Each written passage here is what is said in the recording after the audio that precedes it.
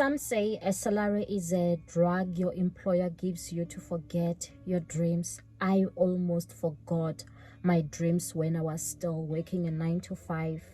I used to have like big dreams, especially when also coming out of university.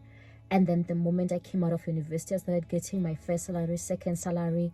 Now I got used to it so much that I was thinking to myself, where will I find a job that is able to pay me this much? I got so used to it and got so used to my lifestyle that I did not see a way out. But then at some point my mindset shifted, and then when it did shift, I decided to leave my employment. And I remember that particular last month the bonus was the highest it's ever been, and I was wondering to myself, did I make the right decision? But now I know that I've made the right decision, because it's been over 2 years being self-employed, and there's no way that I am ever going back to my 9 to 5 job, because the flexibility and the freedom employment can't give you that. So growing up, I was bullied at school. Like, I would go to school and get bullied. But also now when I reached the corporate world, I realized that adults are being so bullied. Our bosses were being so bullied. I was also being bullied by other colleagues in the workplace, and you wonder, is this life? Like, you constantly have to be going to that toxic environment just because you want your bread buttered. Is that what life is about? Isn't there more to life? But I realized that you can still be able to make a living from your purpose, from your passions, from doing the things that you love. Now I'm making a living doing the things that I love, doing things which I feel like they are impacting on the world, because then I felt like I'm not really adding much value. It's all just limited to a spreadsheet. So I'm a chartered accountant by profession, so you can just imagine we work with numbers. I felt like I'm not adding any value to anyone's life, because everything was just limited to numbers, reporting numbers, running scenarios, doing a whole lot of other things. And also something else that I noticed when I was in the workplace was that race also counted. You would see that there will be certain races that get promoted much faster. It was happening, and there's nothing that you can do about it, because it's not your father's company.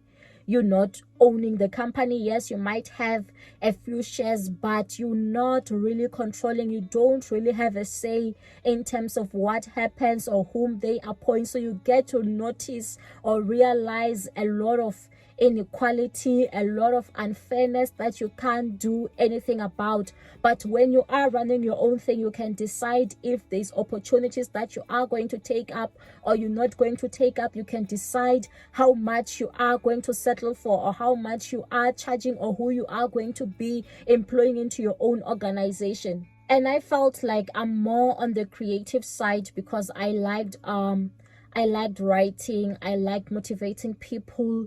But when it comes to employment, you have to follow the rules. Like, you can't do things out of the box. There's a certain way in which you have to do things. You can't really be offering ideas. No one is going to take up your ideas. You just have to be doing what is required of you.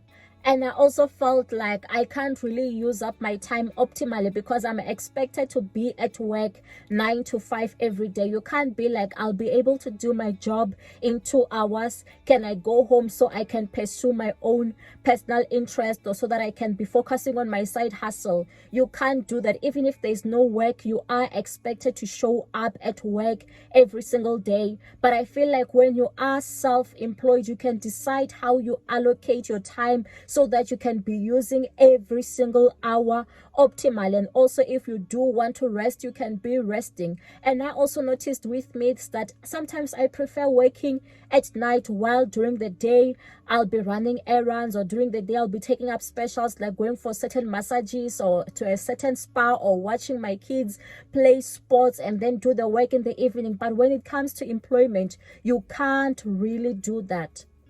And I also noticed that I had the entitlement mentality. I felt like I was supposed to be paid a lot as a result of my CA qualification. But I realized now, when I'm self-employed, that You should actually get paid for value, not actually for your qualification. But yes, in the corporate world, we are made to feel like you should be paid for your qualification. And I always felt like I needed to do what was expected of me by my employer, taking up their side, even though sometimes ethically I felt like it's not right what I am expected to be doing. But because they're the ones who are paying my salary, I have to do what they expect me to do. And right now, I just enjoy not having to be reporting my every move to anyone. Like, I do as I please. If I want to be going to the shops during the day, I want to go do my hair during the day, I just go. Unlike if you are at the workplace, you have to report that between this time and this time there's somewhere I have other commitments, and then now the wrong people even end up knowing your confidential information because you have to report your every move to your supervisor.